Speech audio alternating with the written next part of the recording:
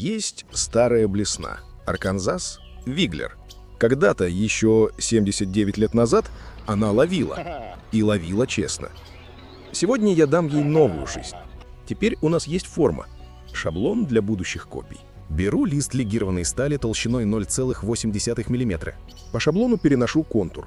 Аккуратно обвожу маркером. Рез веду медленно, с остановками. После каждого прохода остужаю металл водой, чтобы не перегреть и не потемнел край. Размечаю отверстие. Под переднюю петлю, поводок и заднее кольцо. Сверлю кобальтовыми сверлами. Дальше напильник. Делаю продольную выемку вдоль тела, примерно полмиллиметра. После сверления обрабатываю кромки. Теперь поверхность чистая, и можно переходить к формовке. Кладу заготовку на деревянную оправку. И просто прижимаю ладонью. Без ударов, без молотков. Надавливаю плавно, пока металл не примет нужный изгиб.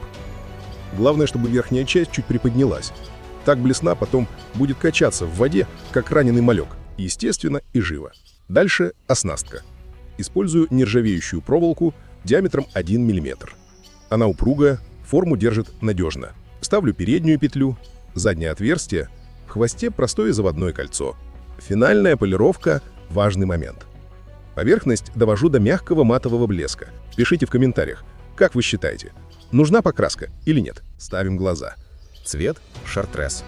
Оставляю приманку на сутки, пусть высохнет спокойно. Оснащаем нашу колебалку с повадками воблера, заводными кольцами и крючками. Сделано руками, и это чувствуется. Рыба ведь тоже видит, когда вещь настоящая. А теперь на водоем. Расчехляемся, и рыбалка началась. Делайте сами и ловите. Надеюсь, была польза.